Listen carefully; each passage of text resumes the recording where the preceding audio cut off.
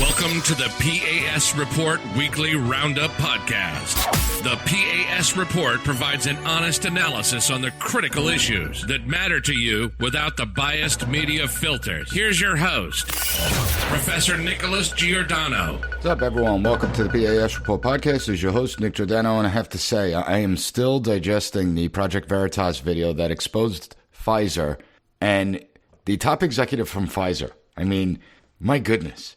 What the hell's wrong with people?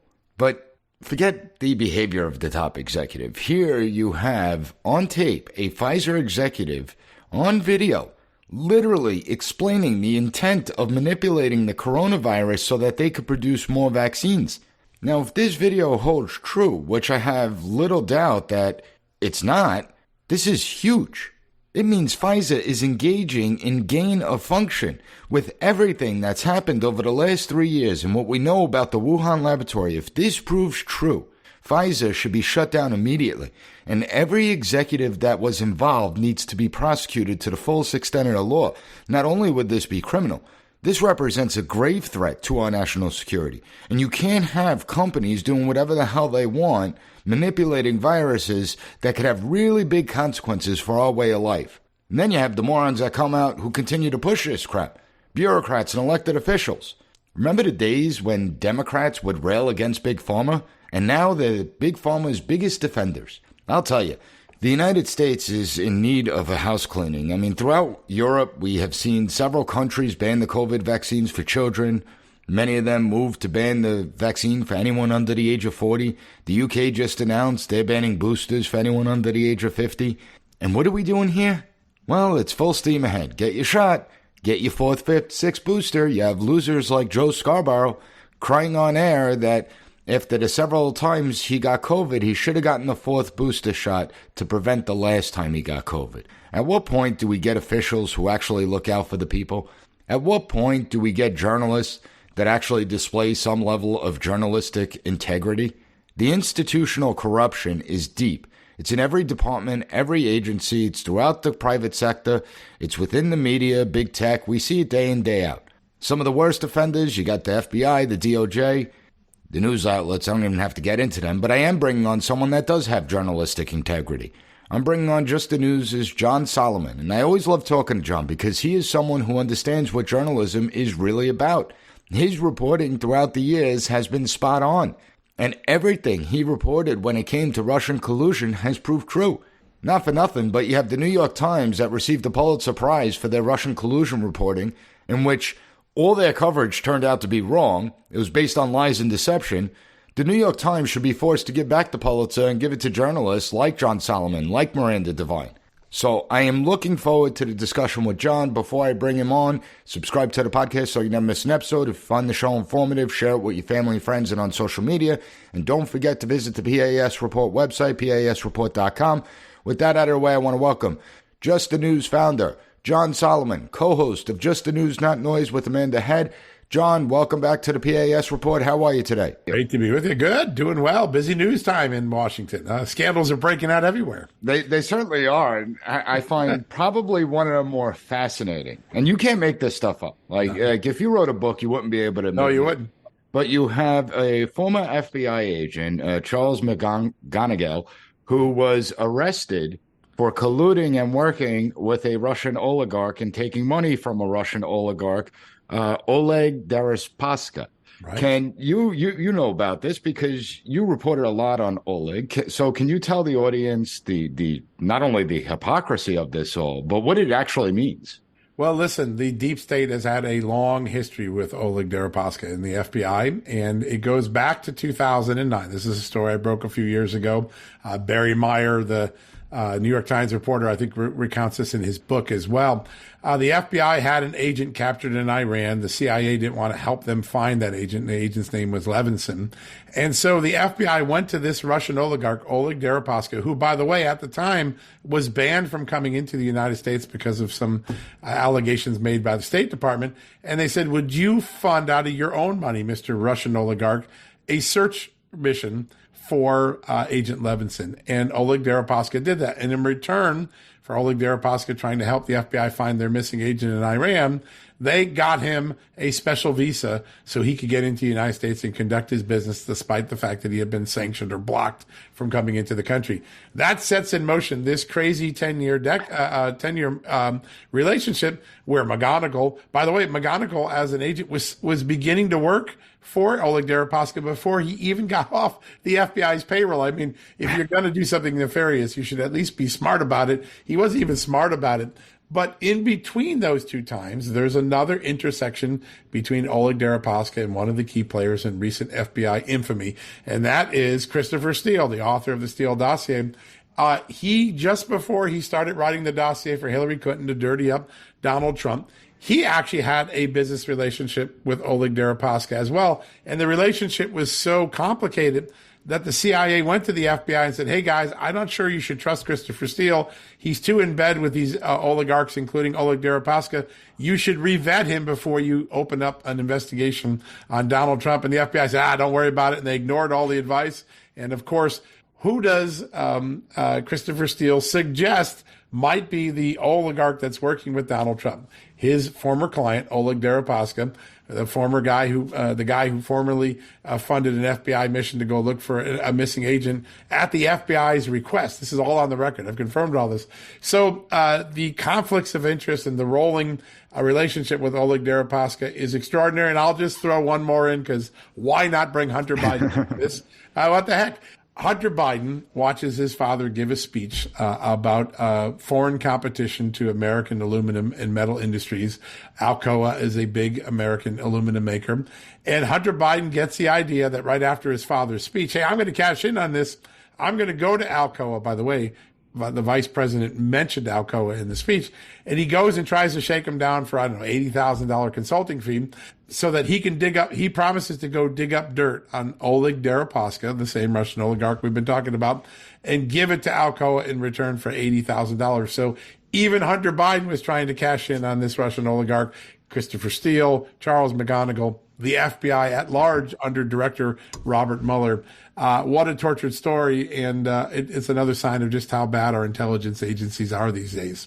Oh, it's crazy to me. And, you keep on hearing the same names constantly get repeated. Now, Charles McGonigal, did he work on the FBI Russian collusion investigation as well? He was part of the unit that worked on it. I don't get a sense he had a big role in it. As far as I can tell, there were much bigger players in it, like Peter Strzok and folks like that. But he was part of the counterintelligence unit in New York that clearly had a role in this investigation. I don't think it was significant from any of the reporting I've done. And I find it interesting because if you look at the Senate report on the Russian collusion, you see Oleg's name all over the place that report as a Russian intelligence agent and that he's a national security threat.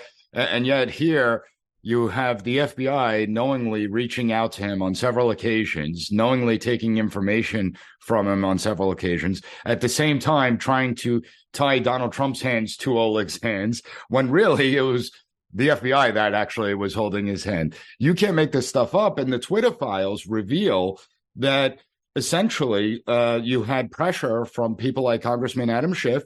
There was pressure from people like Senator Blumenthal to silence and censor Devin Nunes and the work he was doing in regards to exposing the Russian collusion scam. And a lot of your reporting was based on the information that exists now that's coming to light, showing that your reports were actually spot on.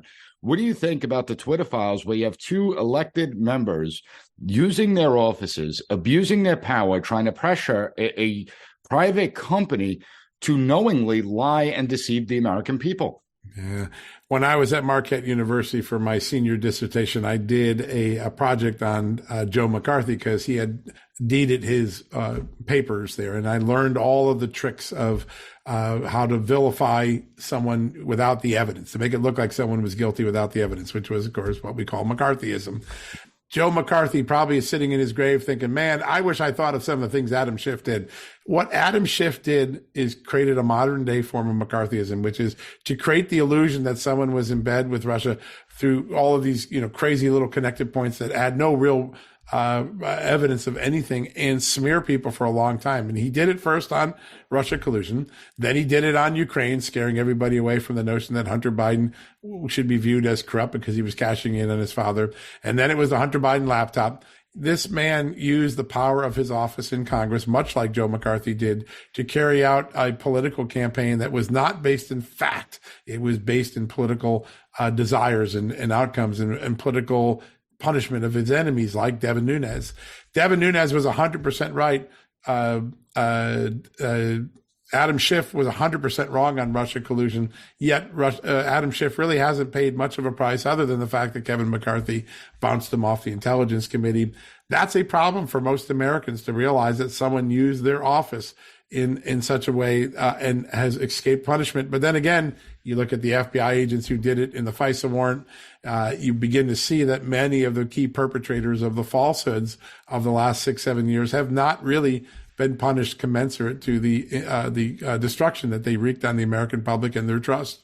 No, not at all. And luckily for Adam Schiff, members of Congress do have congressional immunity. I don't know if this actually goes, I'm trying to rack my brain around this because I do understand the Constitution. What he did sounds like it goes beyond congressional immunity and the protections in place for that. Sure. But at the same time, it's something that you and I both know will never be prosecuted. That's right. But Adam Schiff did a great damage to the United States, to the country as a whole, by pushing these lies. And yet we're still continuing to see those lies. And it's as if, and we've spoken about this before, that you have government agencies that have become weaponized, that are serving as an extension of the Democrat Party. Most recently, with the classified documents of President Biden, right. Another truly stunning story. And how the Department of Justice initially tried to sweep this under the rug. What are you hearing in regards to these documents? And is this a way that they're trying to prevent President Biden from announcing re-election? Yeah, listen, I know that theory is out there, and we'll have to wait and see whether it has that intended effect and whether the original leakers, which we may eventually find out who they are, whether they were tied to people who want to force Joe Biden out of office. But, when the President Trump's original tranche of documents were found, a lot of the smartest people I talked to said, listen, this isn't a scandal or crime because the fact of the matter is the Intelligence Committee does a really lousy job of tracking these documents. We're way too loosey-goosey on it. And really, this is just a symptom of a problem that we classify too much information and then we don't track the information. And anyone can walk out with them, not just President Trump. A lot of other people can walk out with the information. We got to tighten up the system. And of course, Democrats decided, oh no, this is a criminal case. We're going to make a big deal out of it. And then it bit him right in the derriere because Joe Biden has it today. Mike Pence, who was held out as a hero on January 6th, he had to fess up. He had some in his house. I'm sure we're going to find out most of the senators in the U.S. Senate have classified documents that they've taken home as well. The system has been loose for far too long. Nobody noticed Hillary Clinton emailing classified materials. Unless you're rank and file. If you rank and file, you get charged and going to prison. But anyone who's a VIP can walk out with whatever excuse they have, walk out the door. No one's ever going to question them. And that's why so many of our nation's secrets have been compromised by foreign intelligence. It's easy for our enemies to get our biggest secrets now. Why? Because they're sitting in universities. That's where China put its largest espionage program, trying to penetrate American secrets and IP property. We have to tighten up the system. We're going to spend a lot of time watching the boomerang on Joe Biden, and it is a real problem. And at the end of the day, the Joe Biden story is a little bit different from Donald Trump, because Joe Biden allows us to go back now through the discovery of these classified documents in his home where Hunter lived for an extended period of time and the Penn Center, and revisit all of those China connections, all of those Russia connections, all of those Ukraine connections, because we're going to have a different doubt with Joe Biden than we're going to have with other people where classified information was found. His family was selling access to foreign governments and foreign companies for a long period of time, and that adds a different layer of concern about security threat. And very quickly, you've seen Comer turn this into not just a document scandal, but an influence peddling scandal. And I think that's the right question for Joe Biden. Why did he have these documents? Was it done to maybe help his son's business interests? Did China benefit from them? Could China have had access to them? Could Russia and Ukraine have access to them? Iran? We're going to learn a lot more in the next few months about that question. And I think Joe Biden has a different layer of controversy around him than, let's say, Mike Pence and Donald Trump. But the truth of the matter is, Our security agencies spend a lot of time on censorship and on fake investigations for political retribution, and not enough time on their core responsibility of protecting the secrets that they themselves have classified. Yeah, and when it comes to the Biden documents, listen, he's not going to get charged with any type of mishandling classified, nor should he. I mean, if that's the case, Donald Trump's not going to get charged. But I will say this: the document I'm most interested in is if he has any documents where Hunter Biden was potentially lobbying the vice president's office or the State Department, and if the documents pertain to that, that will be interesting. But what I want to focus on is the timeline, because it's really suspicious. So we're going to take a quick break. We'll be right back. And when we get back, I want to pick up this idea of the timing of how it all came about. As someone who worked in emergency management, I routinely sounded the alarm bells on our outdated grid system. Think back to 2003 when a tree branch hit a power line in Ohio, shutting down power to the entire eastern seaboard. Around 100 people died, and this was one of the costliest disasters in American history, with losses totaling over $60 billion.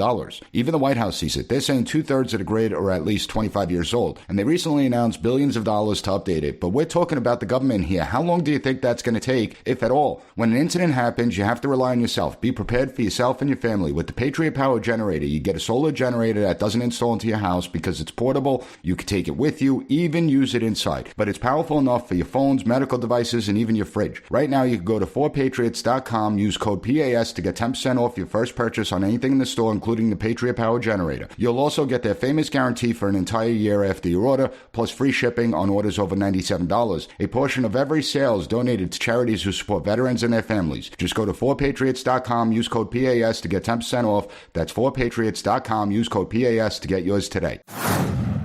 As far as the timeline goes, I do find this really suspicious. So we know that Biden's team contacted DOJ on about November 2nd or 3rd, less than a week before the midterm elections. Obviously, the Biden team had to know about these documents before then. And the question is, the only reason that they initially contact the DOJ was because they anticipated a red wave and they didn't want a potential Republican House investigation finding these documents, because then that would look really bad. And then you have the Department of Justice holding on, not making any announcements till January. Yeah. Well, listen, the lack of transparency on this is stunning, because the documents were discovered on November 2nd by the president's lawyers. Why the president's lawyers were looking and cleaning up his office, we don't know. It doesn't seem like you normally hire lawyers to clean up your office, right? You hire movers to do that. And just a quick interruption.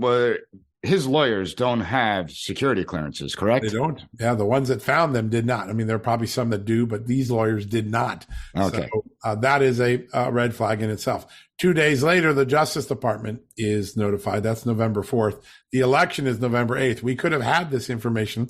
It could have made a difference to voters on November 8th. But then on November 18th, Merrick Garland stands up before the country, has a press conference and saying, I'm so concerned about what Donald Trump did by having documents at Mar-a-Lago. I'm naming a special prosecutor. And he announces that. And at that time, he already knows Joe Biden has the same problem, and he doesn't tell us. And I think that is jaw-dropping. And it's only in January, as congressional committees are gearing up, that the word finally ekes out, and we don't know who leaked it to CNN, but somebody leaked it, because I don't think the Justice Department was prepared to address it that day. They were scrambling to get their answers together when the news broke. So it might have stayed a secret even longer, which goes to this idea that there's a deep state or a permanent bureaucracy that seems to prefer Democrats and go out of their way to protect Democrats while leaking like a sieve when a Republican has a similar problem. And no common sense American can look at the treatment of Donald Trump and Joe Biden and say, boy, they got treated the same way. Justice really is blind. There's no way. I mean, people look at it and say, of course, Joe Biden got treated differently. Just the facts and the timeline show that. That concerns so many people, because if we can't trust our FBI to put political blinders on, if we can't trust the intelligence community to keep their finger off the scale when politics are involved, we've lost trust in the larger institutions of our government that for most of our history, we've assumed we're going to stay above politics, the intelligence community being among them, the FBI being among them. The last 7 years, you got the FBI playing with Russian oligarchs. You got the FBI putting their thumb on the scale, concocting a scandal that didn't exist, and collaborating with Hillary Clinton's campaign to do it. That's the amazing thing about it. That has created an enormous erosion of trust in agencies that do it. I'll tell you a story. I was talking to an FBI agent who told me the story. They were going to testify in Florida in a case in the last fall. And at the last minute, the prosecutors came in and said, even though you're our star witness, we can't have you testify because the jury doesn't trust FBI agents right now. So we're going to kick you off the thing. What an enormous loss for the American public that an FBI agent can't testify because the agency's reputation is so bad among a Florida jury. Those are things that have to be fixed, or this country's in a much larger world of hurt going forward. Yeah, and the saddest part, it's all self-inflicted. But you had the Attorney General come out the other day talking about how justice is blind, that different Democrats and Republicans don't get treated differently, rich versus poor don't get treated differently, nobody's above the law. And I started laughing. I'm like, it's not even April Fool's Day. Yeah. And when we look at it, the agencies did it to themselves. You have the FBI, as you just mentioned. The CIA got caught spying on sitting members of the Senate. You have the IRS targeting Tea Party groups, NSA spying on the American people, the Postal Service monitoring online internet activity, posts that people are making and then reporting them and flagging them for DHS. And now we're seeing something, it's not necessarily, it's been going on for the last few years, of members of the law enforcement and the intelligence community, when they leave, they retire, they age out, and then they go to the big tech companies. Yeah. What's your thoughts on that? So we had a great story this morning by Nick Jeeves here at Just the News, and he reported we've been able to identify more than 200 FBI, CIA, NSA, NSC, and DHS employees who left the government, many of them before their retirements were eligible. So they're leaving even before they're aging out, and they're going into these jobs, most of them in the information quality control departments of Facebook, Twitter, LinkedIn, other places. And they're becoming the custodians of the powers of censorship. So when people ask, how did Twitter become so receptive to the notion that the Twitter files show that a government agency comes in, you need to censor that American because our training as Americans is we have free speech. The government's not supposed to infringe on it. Well, the answer is they were talking to their old colleagues, their old buddies who shared their sentiments in the agency. Now they're on the receiving side of these requests. And when the FBI and DHS come, they found a less hostile audience, a more receptive audience to censorship because they came out of the very agencies that were making this request. This, I think, of all the things I've covered in the last 30 years, I've covered a lot of big scandals, the FBI lab, the failures in 9/11, the Biden corruption scandals, the Fast and Furious, the sudden shift that both government officials don't see anything wrong in seeking to censor Americans and the big tech world receiving it and, in fact, relishing in the power of being able to censor Americans may be the single greatest threat to our republic that I've seen in my 30 years as a reporter, because what you have now is the very first right that was enshrined in the Bill of Rights, the right of free speech. The First Amendment was first for a reason. It's being infringed, and nobody who's involved in that infringement even sees anything wrong with it. When you read FBI agent Elvis Chan's deposition in this Missouri, Louisiana civil lawsuit against the big tech companies, he thinks what he's doing is righteous. And he says it's been sanctioned by the head of the FBI. It comes out of headquarters. Nobody sees, hey, wait a second, the founding fathers thought free speech was inalienable. It shouldn't be something the government gets involved in. They're all thinking what they're doing is righteous, and the people receiving the requests, many of them former government officials now with lucrative jobs in big tech, they're saying, hey, this is a great thing, let's do it. In fact, one of the people quoted in our story this morning said, there are no rules for this. Nobody knows what to do, so we just make it up as we go. Our most inalienable first right, the right of free speech that our founding fathers thought was important enough to put in the First Amendment, it is at a point now where so few people in the government power structure respect it, and so few people in the big tech world implement it. And I think it poses a great threat to the existence of the America we've known for the first 246 years of our existence. It's horrifying. And they view themselves as the guardians of democracy, but they're willing to destroy democracy so they could, quote unquote, preserve the republic, which is not more than a line. Just look at Carol Crawford from the CDC, where she was talking with Twitter about unapproved opinions. And John, I know you have a lot of unapproved opinions out there. So where do you think this whole blurring of the lines between the private sector and big tech, where do you think it goes? Do you think that the big tech companies may be a little bit more hesitant now that this is all coming to light? Or do you think just, you know what, we're getting away with it, nobody's being held accountable, so let's just keep rolling? My watching of the last 20 years of the usurping of power in these intelligence agencies is, without a significant check, the power goes and grows. It doesn't go on, it grows. and what became the Patriot Act has now become the American censorship power infrastructure. It was the concern that people like Rand Paul had when they were telling Republicans, I don't think we should renew this. We don't need these level of powers. There's not a lot of evidence that these espionage powers actually have prevented any terror attacks. But we've continued to pass this power on generation to generation, and we do less and less oversight. And so bureaucrats feel more and more emboldened to use these powers in ways that they were never envisioned, in which our founding fathers would revile. Absent a significant action by Congress of removing power and removing money. There's only two things that matter to people in Washington. By the way, you're not going to convict any bureaucrats in the U.S. District Court in Washington, D.C. The jury pool is too tainted by the makeup of the city, right? So the only thing that speaks power to bureaucrats is removing their power or their monetary budget.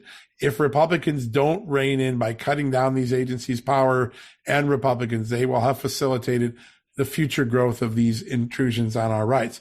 Similarly, in the boardrooms, if investors don't begin to go and do what happened at Disney recently, which is, we're tired of this wokeness, we're tired of you getting involved in things that aren't related to the bottom line or customer service, we're going to pull our money from you. Companies will also continue down this path because they have a whole generation of young employees that came out of these woke universities who think that this is actually righteous to do this, that their opinions are the only opinions that matter because that's the ones that their professors put in their head. And if there isn't an economic consequence to the companies or the federal agencies, this system is going to blossom and grow. And soon America will make the Soviet Union look like some rampart of freedom. I'm really worried about where we're trending it. I've been looking at some videos and discussions. I'm going to do a story on this in a few days. Some of the early creators of the censorship machinery that now works inside the government, in the universities, in the nonprofit world, in big tech, they actually were talking back in 2017, Nick. This is amazing how envious they were of the Chinese internet censorship system. They actually thought what China was doing was great. They just said, we can't say it publicly, but we ought to model ourselves after China. The day America thinks that China is the gold standard for freedom is the day our country is on a sinking ship on the Titanic of the Constitution. And I think we have a very small window where members of Congress and investors have an opportunity to stem this. If they don't, I'm not sure we're going to recognize the America we're living in 5 years from now. Well, on that ray of sunshine that you just gave us. Well, yeah, it's scary. And hopefully members of Congress get a backbone and they actually do what their job is. And that's to rein in these government power, the agencies and the departments that have abused their power so much. John, I really appreciate you coming, take the time to speak to the audience. Always insightful. Thanks for coming on. Great honor to be with you, Nick. Thank you so much. It's always great to talk to John, and I really appreciate all the work he does. And listen, I don't expect the media to get it right all the time, and I don't expect them to completely eliminate their biases. But what I do expect is that they show some level of journalistic integrity, and that's why we need more John Solomons and Miranda Devines. The media needs to return back to the fourth estate that it was, the watchdogs against government. Now, be sure to check out Just the News and follow John's work. I have the links up at the PAS Report website, PASreport.com, so check it out. As always, please share this episode with family and friends and on social media. If you find the podcast informative, please give the PAS Report a 5-star rating, write a review on Apple Podcasts, Amazon Audible, whichever podcast platforms that allow it. I want to thank you for joining me, and I'll be back on Wednesday with a very important episode of the PAS Report podcast talking about how our officials know little about the Constitution, yet they're supposed to be the ones that are enforcing the Constitution. They're supposed to be the ones that are upholding. They took a solemn oath to uphold the Constitution of the United States, but they don't care anymore, and they don't care about hiding their idiocy anymore. They don't care about showing how stupid they really are anymore. Truly stunning. Trust me, it'll be an episode you don't want to miss. Thank you for listening to the P.A.S. Report Weekly Roundup Podcast. Have a good one. Bye. Be sure to rate, share, and subscribe to the podcast so you'll never miss an episode. Also, visit PASreport.com and follow us on Twitter at PAS Report.